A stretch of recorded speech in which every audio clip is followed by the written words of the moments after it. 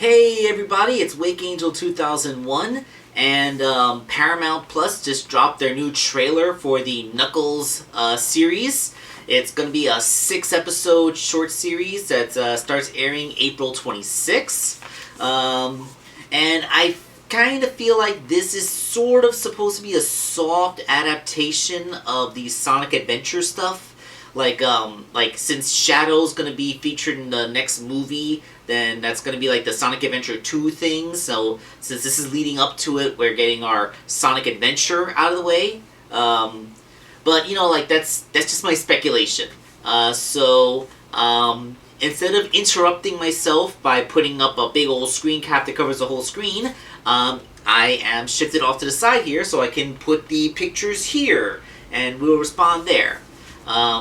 Again, this helps. This is because of two things. One is that I do not have very good editing software or knowledge on how to edit videos, and second is that it benefits me that I don't have to worry about copyrights for playing Paramount's video because it's only still images. Okay, so the trailer starts off with some clips from the movie Sonic 2. So I just went a few minutes ahead of this. Oh, by the way, I'm putting a link to the actual trailer in the description, so you can just watch the trailer if you haven't yet. Get some full context on there. Now, I'm not going to be pointing out every single Easter egg, because I'm pretty sure there's people who've already combed through this thing with a magnifying glass to find all the stuff in the background. But I find it very cute that we got the signpost that spins around, revealing the characters. I'm guessing that this is going to be after a scene where Knuckles goes to a self-imposed obstacle course to prove how awesome he is, because he has to keep up with his training, because he's a mighty echidna warrior. So yeah, I like the fact that they have like the signpost. Now this is the deputy guy, Tom's partner from the first two movies. One, it's nice to see that they have a prominent role for the human characters. Like I said, you had to commit to this live action thing. Like I said, if you wanted to make an animated Sonic movie, that would have been great, but you committed to the live action, meaning you have to try and figure out what to do with these human characters now. But the fact that he seems to be partnering up with him with Knuckles, frankly, it kind of reminds me of an episode of Sonic X. There was a Sonic X episode where Knuckles partnered up with this archaeologist guy to find a Chaos Emerald, so I'm feeling some of that energy here. I mean, their relationship is probably going to be pretty different from that, because, this is an established character that we've grown attached to over the course of 2 movies so far, so he's not just some one-off character that we see in a single episode of a cartoon series. So yeah, interesting bit of energy that we have there. And then of course, great to see that we still have Sonic here. So Sonic and Tails are still here. We're showing that all these people are living in Tom and Maddie's house. Funnily enough, I haven't seen Tom in this trailer. Is the Donut Lord even in this? I can't imagine that he wouldn't be. He's basically Sonic's father figure. Although, like I said, do we really have anything much to do with them? I mean, Tom and Maddie were pretty much shunted off to the side quest going to the sister-in-law's wedding for the second movie, and they barely had anything to do until everybody comes together for the third act. So, I can imagine that they're probably just going to be there for a framing device in the beginning and end, but largely be not too much in the actual series itself. That's what I'm predicting. I don't know, because this is a series. It's going to have 6 episodes. Assuming a half-hour format, we're looking at approximately 3 hours worth of footage here. So, a little bit too long to be a theatrical movie. Well, at least a theatrical movie ain't for kids, because I did sit through Oppenheimer, and it was awesome, but whatever. But, I feel like we have more time here than we'll have in a typical movie experience, so we should have more time spent with these characters. Although it would be interesting to ask, I can't help but think of the Simpsons episode where they tried to introduce Poochie to the Itchy and Scratchy series. Whenever Poochie's not on screen, everybody should be asking, "Where's Poochie?" So like we know Sonic's here. So are we gonna get into a situation where we're all wondering like, where's Sonic? Like here Knuckles is fighting for his life. Where's Sonic? I would. It would be hilarious if we showed Knuckles going through some dire life and death battle against bad guys and villains and stuff, and then they cut back to Sonic and he's just reading a comic book in his little attic room. Like, that would be hilarious. I don't know what they're gonna do with that, but you know, like everything I see in this, like, we have Sonic playing around with Knuckles and living in the house. We haven't seen Sonic in the action sequences. That's an interesting thing. And I included this one because, you know, it shows Maddie right in the shot, and Knuckles is having some product placement.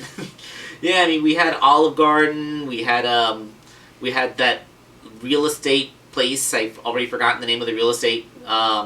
But yeah, like we gotta have some product placement. This time it's Doritos. Although I can't help but notice that he's eating Cool Ranch. Okay, I have softened on it. I've eaten Cool Ranch and I've enjoyed them, but you know what? Cool Ranch just ain't got nothing on the original nacho cheese flavor. I'll die on that hill. What'd you do eating Cool Ranch when nacho cheese exists? and of course we have to do this. Quite frankly, I'm impressed. How did he even do this? Like, Knuckles doesn't really seem like a builder to me. So the fact that he was actually able to completely rebuild the living room into a gladiator arena just seems like I know Sonic made a ridiculous like skateboard ramp for himself to the house in the previous movie, but you know, he's Sonic. Like, he has super speed and he can do this kind of thing. How does Knuckles do this? I'm pointing at my laptop screen when I should be pointing at the floating picture that doesn't exist at the side of my head. How does Knuckles do this when, like, you know, he doesn't have super speed? Like, were Tom and Maddie out for a long weekend and then they come home to this? How did he manage this? I bet it's going to be hilarious, though. Or maybe it'll be a big anticlimax. Like, we'll see this whole big set was made only for them to say, no, clean us up. Yeah, that would actually fit pretty well in with the humor that I've come to expect from the movie franchise. Alright, you know I had to include this shot because it has the hat. The OVA hat. I'm telling you, there had better be a moment when he puts his hat on. Like, it has to be given to him like a sacred gift. There has to be some big epic moment where he puts on his head with a swelling musical score. Like, this hat has to be special. And I also can't help but notice that the motorcycle he's driving is very similar to the motorcycle that Shadow the Hedgehog was driving in, you know, like, the Shadow the Hedgehog game. So, like, yeah, that's that's kind of an interesting parallel. I'm wondering, is Shadow going to be riding on this motorcycle in Sonic 3? You know, we're going to be doing a Sonic Adventure 2, maybe referencing a little bit the Shadow the Hedgehog solo game. You know, like the elements of it that work, not the storyline that can't possibly work. But, you know, I'm not here to crap on any games. I'm here to talk about this movie trailer. Now, who's this guy? Apparently, this is going to be the big villain of the piece. He's obviously some old dude. You see him, like, working in the machine shop. I'm guessing, like, Dr. Robotnik is going to be AWOL for this whole movie. Like, he supposedly died or disappeared at the end of Sonic 2, and he'll be making a triumphant return in Sonic 3, which is going to be the whole thing. But, who is this guy? He's working with Dr. Robotnik's technology, and he's obviously an older gentleman. Like, is this a research assistant, an old rival, like a relative of his? Like, all we know about this version of Robotnik's backstory is that he used to be a government scientist with the best drone tech ever, and he's an orphan. He does say that he's an orphan when you know, he says it to Tom in his house, like, oh yeah, flex that on my orphan self, like, you know. So, like, who is this guy? He can't be.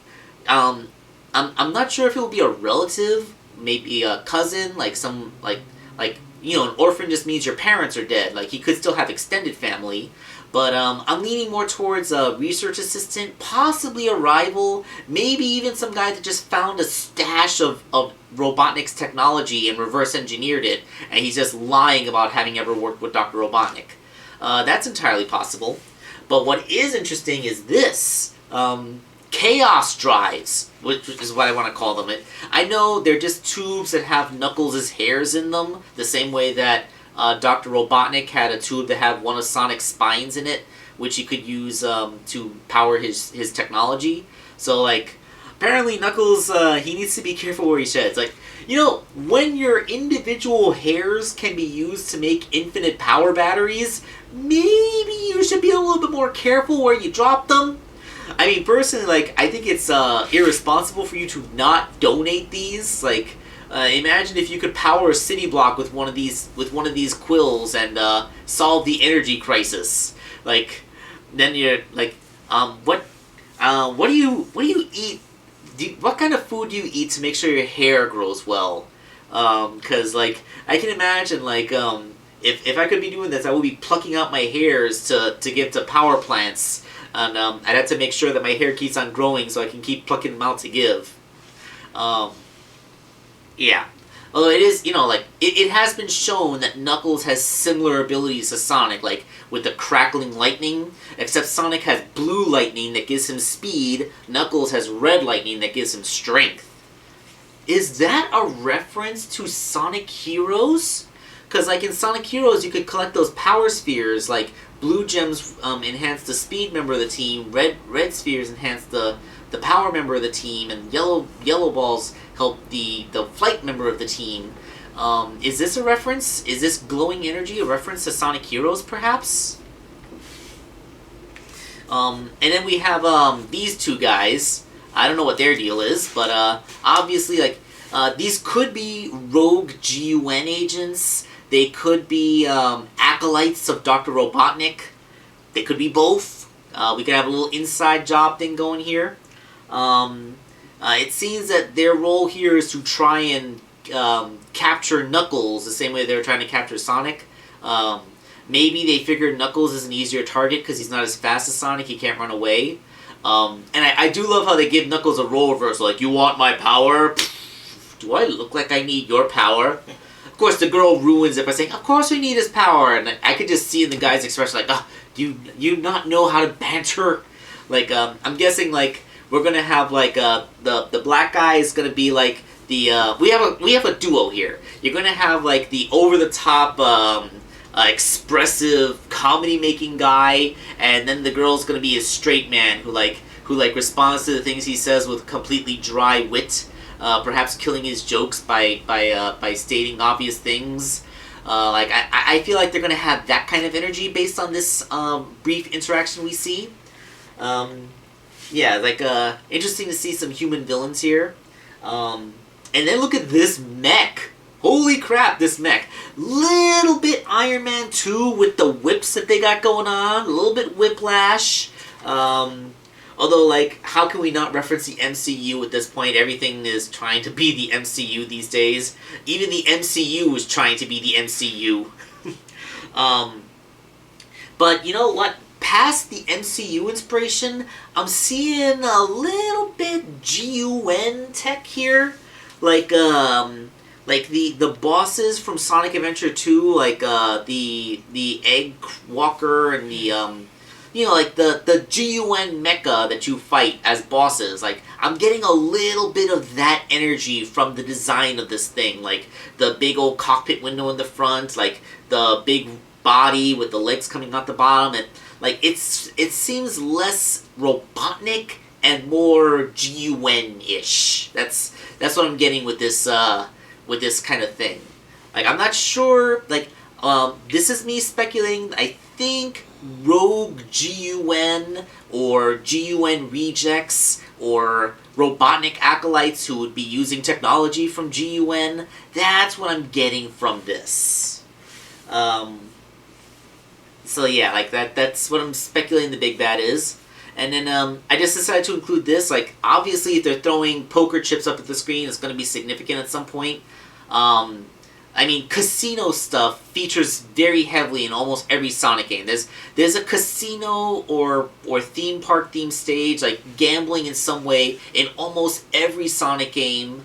Like, I'm not sure if they're gonna have like a slot machines that he's gonna jump into. Like, maybe they'll have a giant novelty slot machine that he'll jump inside of at one point just as an Easter egg. But there's a scene in a casino. Casinos very heavily feature in almost all Sonic games, but we didn't have any in the first two movies. Like, I mean, of course, they were very family friendly, so they probably didn't want to have a gambling scene. But quite frankly, this is a very big staple of the Sonic the Hedgehog franchise, and I'm wondering if it's just going to be a set piece or if it might be world building.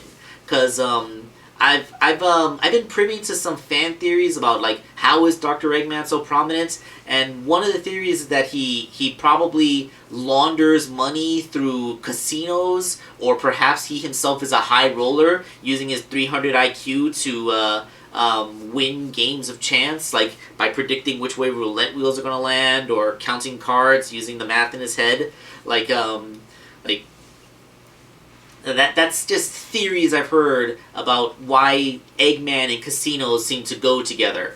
So perhaps Robotnik has a front in this thing. Like maybe it's how he got some off the books funding to develop his technology for the government, or maybe money laundering. I mean, it's a casino. It's like money laundering really that hard a thing to think?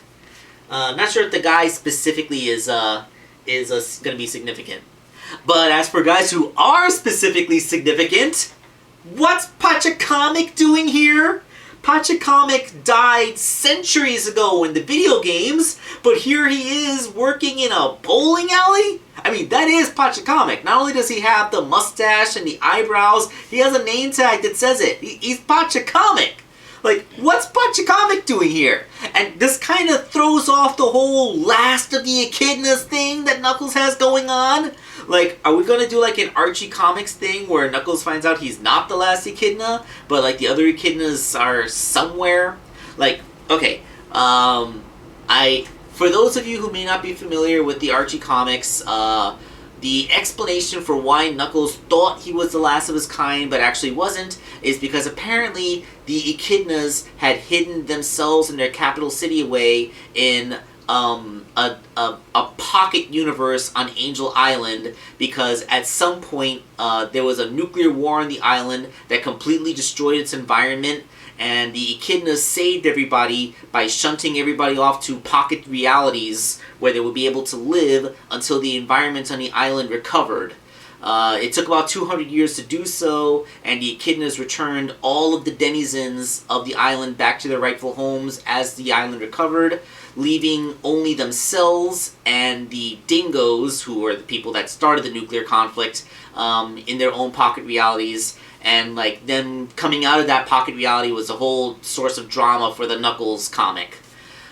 But, you know, that's that was the Archie Comics explanation, and I'm pretty sure that they aren't really going to go with that without Ken Penders starting to whine on X, Twitter, shit. Yeah, like, I'm wondering how the heck are we going to have an explanation for Pachacamic being alive in the modern day? Like, does this mean we're going to get Tikal?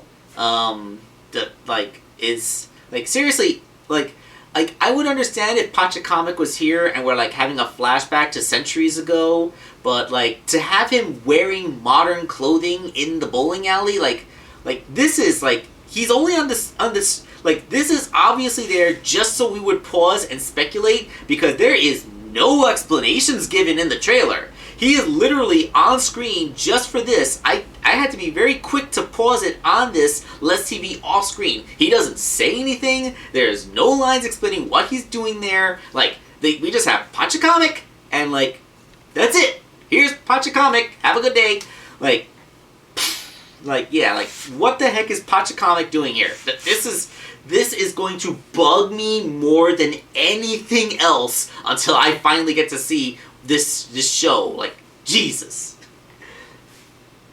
And here I just wanted to include this another thing with Sonic. I like how Knuckles is wearing a VR headset there, and they have a ring light, meaning that they are shooting a video. I want to say that Sonic is a YouTuber now, but given the way he's acting, they're probably doing a TikTok, which means that Sonic has lost to us forever. I mean, we saw Sonic doing the floss dance, so yeah, I can see him getting addicted to TikTok. He is the right age demographic for it, after all. I have to, like, if only this was actually made in the 90s or early 2000s when I was still a kid, then we could probably have Sonic being a YouTuber, but no, my time has passed. It is the age of the TikToker. Alright, I think this is the scene with the giant mecha again. Knuckles' fists are on fire. Very common thing. We've seen him do that in Sonic Heroes, and even in Sonic Adventure 2, we had the flaming fist thing. Actually, I think he had a flaming fist attack in the first Sonic Adventure game too, so we're just showcasing abilities that Knuckles has from the video game. Which is, you know, seeing as how this is an adaptation of a video game property, it only seems right. Then the commentary from ESPN hosts. Obviously, there's going to be some major set piece in the bowling alley because we had Pachacomic in the manning the shoe stand in the bowling alley. We have those two bad guys with the armor come through a portal and attack Knuckles during the bowling alley. And now we have ESPN coverage in the bowling alley. Apparently this is one of those obscure ESPN things. And we even have this, like, they show the scene where the deputy guy comes out into his porch and says, it's gonna be a good day. Then he gets this thing tied around his wrist and he's dragged away by a biker, and like, oh, who's this biker? Is he one of the bad guys? Is he like that guy with the robotic technology? Is he something? And I quickly paused to see, and I saw like the bowling pins. This is a guy who's probably going to be competing against him in the bowling alley. Like, this is a rival bowler. Like, this is probably going to be, like, the conflict of the episode is going to be that we're going up against this guy in the bowling alley, and they're going to be doing the thing, and just when they're going to get ready to face this guy, that's when the bad guys are going to arrive and the real plot starts. So I'm guessing bowling alley guy is the Matthew Patel of this storyline. Like, he's just the first guy that we think is going to be a big deal in that episode, only to be pushed aside to the end to make room for the real bad guys. And I ended with Knuckles drinking coffee straight out of the pot, because, like, you know what? All I can think of is ew. Like, okay, I know I'm a 38-year-old man, but I don't like coffee. I do not like coffee. I've never liked coffee. I've tried coffee, so like, I'm a grown-up now. I know that grown-ups have a tendency to like bitter things that children's palates just can't take because children are more sensitive to bitterness. And I do like me my dark chocolate, so it's not like I don't like bitter stuff. So maybe I will like coffee. So I try it, and it's still disgusting. So no, I am not a coffee man. And seriously, like, just straight up drinking black coffee directly out of the pot like this, it made me wince a little bit. Also, I imagine that must be pretty hot, because, like, that's a large volume of freshly brewed coffee. Like, my dad has some kind of iron palate which allows him to just chug hot beverages, although I'm not sure if that's because his brain damage just makes his pain receptors not work as well, but, you know, this is usually, like the quick shorthand for I am a badass. Like, he just drinks coffee. Like, you may as well put a tea bag in his mouth and pour hot water in it. If anybody gets that reference, you are obviously just me. But yeah, that's the trailer. I mean, the only thing left is, like, the guy getting dragged off, like, he must learn to protect himself. So, like, yeah, it's just doing some training. But yeah, like, this is probably going to be a really good series. Yeah, so apparently you need to get Paramount Plus. I'm not sure, are they going to be doing this where they release the episodes weekly, or are they going to dump all the episodes at once so that you can just binge it?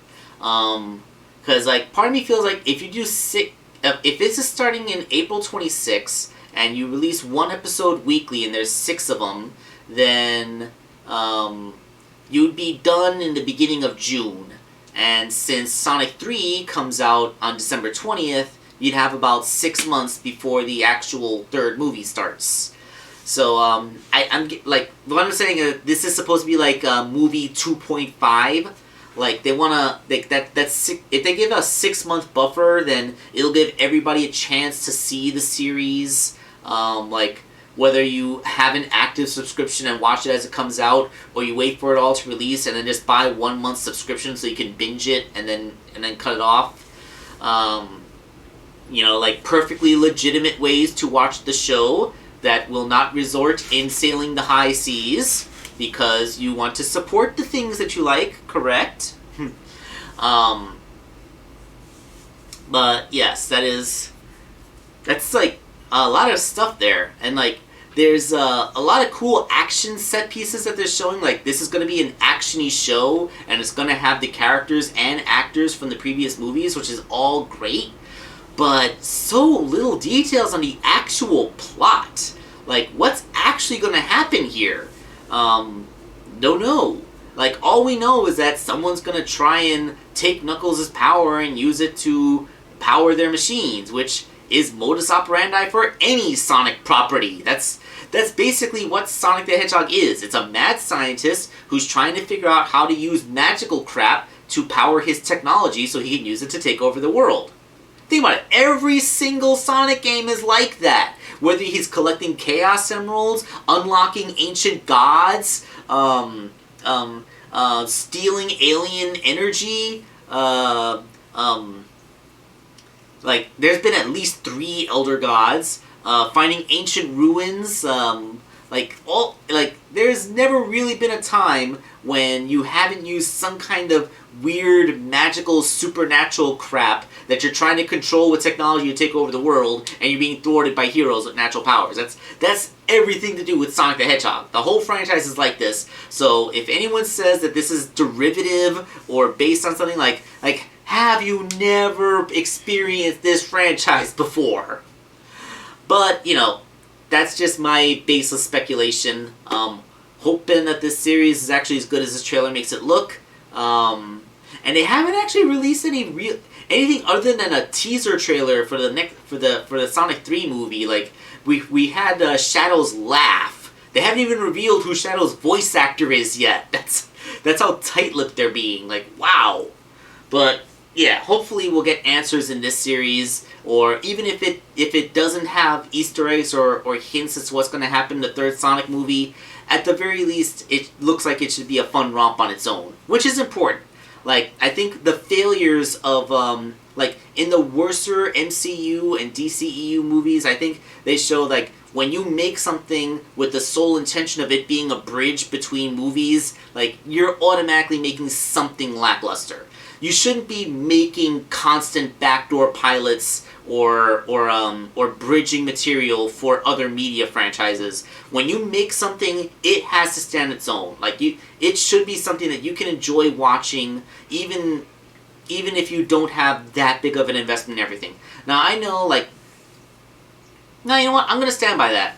Yeah, because that was one of the greatest Sonic the Hedgehog cartoons of all time, the original Saturday morning cartoon. The philosophy behind that show was that you should be able to just jump in and watch any episode of the series and be equally entertained, even if you haven't seen the ones previous. There is a little bit of continuity, especially in the second season, which has the series' only 2-parter, but that philosophy does hold. You can watch almost any episode of that show and not feel lost. Like, you don't ask yourself, who is that? Or why is that important? Until you get really to the end of the series where everything comes together.